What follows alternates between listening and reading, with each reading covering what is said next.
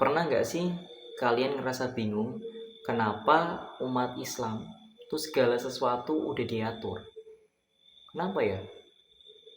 Mulai dari cara beribadah, bahkan cara bersosialisasi pun udah diatur loh. Nah, ternyata semua itu bersumber dari 4 sumber ajaran Islam. Yuk kita bahas kali ini. Yang pertama, tentu saja Al-Quran ya.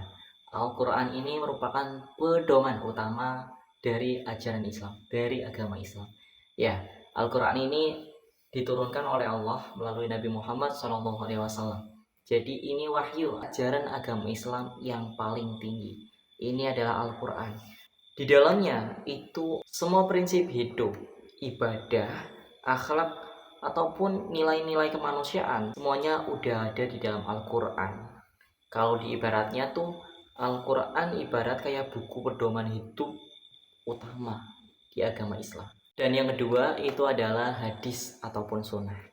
Ini adalah segala sesuatu yang dilakukan oleh Nabi Muhammad SAW, baik berupa ucapan, perbuatan, ataupun kesepakatan, yang mana Nabi Muhammad SAW dalam hadisnya, dalam segala sesuatu yang dilakukan oleh Nabi itu bisa menjadikan sunnah.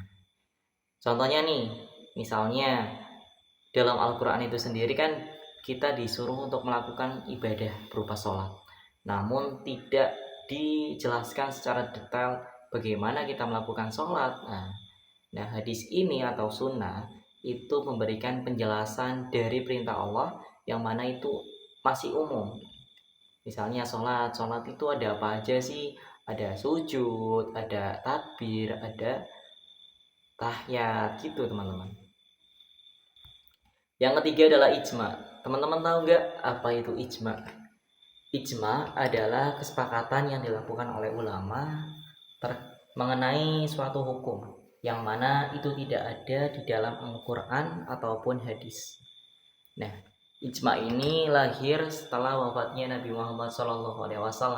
Sebagai contohnya tuh pembukuan Al-Quran, yang mana pada masa itu Al-Quran belum dibukukan, masih ibaratnya itu belum tertata, sehingga para khalifah selanjutnya seperti Abu Bakar, Umar itu mengusulkan pada Khalifah Abu Bakar untuk melakukan pembukuan Al-Quran. Itu adalah contoh dari ijma atau kesepakatan mengenai suatu permasalahan ataupun hukum yang tidak ada di Al-Quran ataupun hadis. Yang keempat adalah kias. Kias adalah metode penalaran dengan cara membandingkan suatu masalah baru dengan masalah sebelumnya, yang mana sudah ada sumber hukumnya ataupun hukumnya itu apa. Contohnya nih, khamr ataupun rokok. Khamr itu kan hukumnya kan haram ya. Kenapa sih? Karena mengandung kemudorotan ataupun kerusakan, bisa menyebabkan tubuh kita itu rusak. Sama halnya seperti rokok. Rokok itu bisa membuat tubuh kita itu rusak. Sehingga rokok itu ada yang mengatakan rokok hukumnya haram, dan juga ada yang mengatakan rokok itu hukumnya makruh. Atau enggak, contoh lagi seperti narkoba. Narkoba pada zaman Nabi Muhammad SAW itu kan nggak ada ya, belum ada yang namanya narkoba. Namun kenapa narkoba dihukumi haram? Karena dikiaskan teman-teman. Narkoba itu kan memiliki efek atau dampak yang dapat merusak banget pada tubuh kita ataupun psikis kita.